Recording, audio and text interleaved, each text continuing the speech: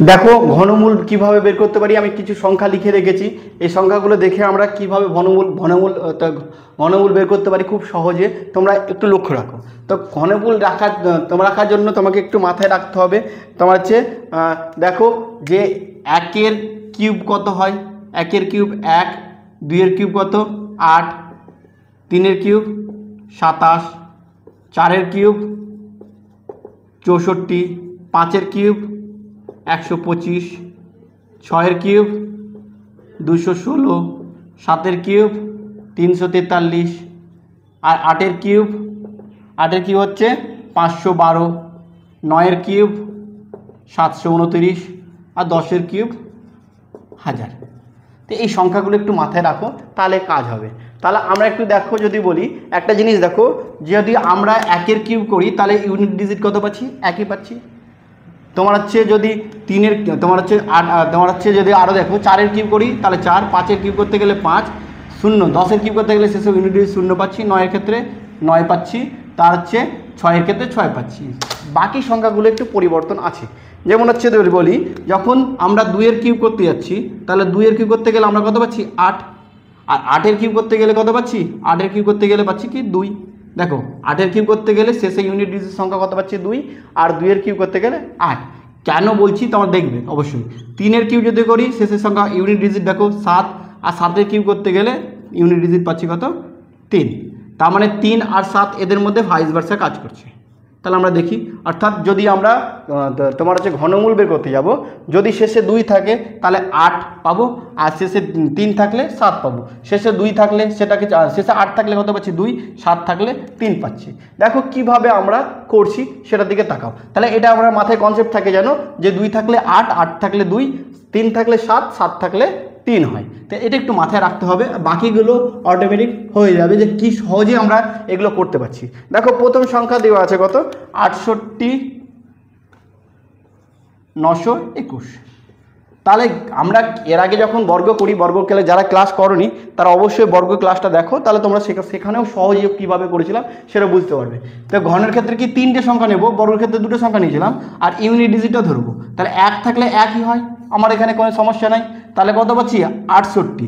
এই 68 কার ঘন তোমার হচ্ছে কিউবের মাঝে হয়। দেখো 4-এর কিউব কত হয় 64, আর 5-এর কিউব কত হয় 125। তার মানে 5 আর 4-এর মধ্যে কিছু করতে হবে না, এই 4টা এখানে বসবে আর 1টা এখানে বসে গেল।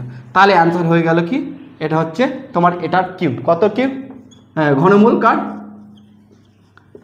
এটার ঘনমূল। তাহলে আমরা ঘনমূল সহজে বের করতে পারি, অর্থাৎ এটার কিউব হচ্ছে এটা। তো ঘনমূল আমরা খুব সহজে বের করতে পারি। আরও সংখ্যা নাও, ধরো তুমি নিয়েছো ধরো 39, 30, 04। তার 3টে সংখ্যা নেব, শেষ সংখ্যা নেব।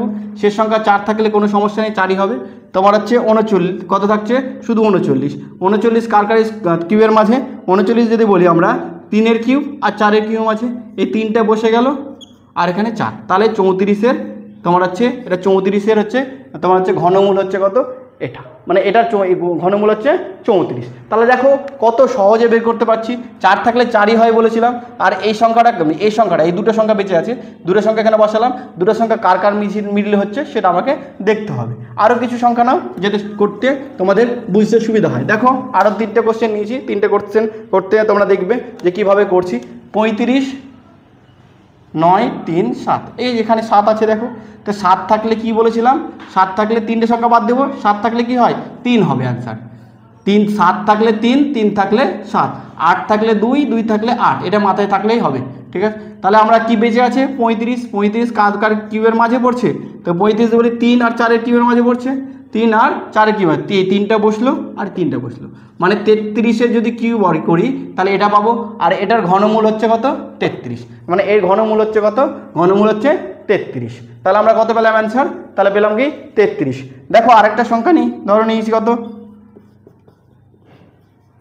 এই সংখ্যা।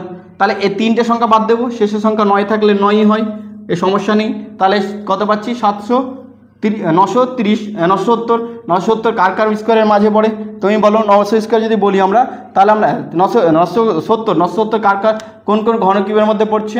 তাহলে যদি বলি আমরা তো 7 তোমার হচ্ছে 9-এর কিউব 729, 10-এর কিউব 1000, তাহলে 10-এর কিউব আর 7 হচ্ছে 9-এর কিউব আর 10-এর কিউবের মাঝে পড়ছে, তাহলে 9 এই 9টা তো বসছে আর এই 9টা আছে, তাহলে এটা হচ্ছে অ্যান্সার কত 99। দেখো খুব সহজেই আমরা যে কোনো সংখ্যা, তুমি যে কোনো সংখ্যা নাও এই সহজেই বের করতে পারবে, যে ঘনমূল খুব সহজে বের করা যায়। তাহলে আজকে আমাদের এই ক্লাসটা এতটাই, লাস্টে যে তোমাদের কোশ্চেনটা এটা তোমাদের কাজ থাকলো, অ্যান্সারটা অবশ্যই কমেন্ট বক্সে জানাবে যে এর অ্যান্সার কত। দেখে নাও কোশ্চেন কি দেওয়া আছে, 49-13 এর তোমার হচ্ছে তোমার হচ্ছে ঘনমূল কত হবে, তোমরা অবশ্যই কমেন্ট বক্সে জানাবে। এটা তোমাদের হোমওয়ার্ক থাকলো।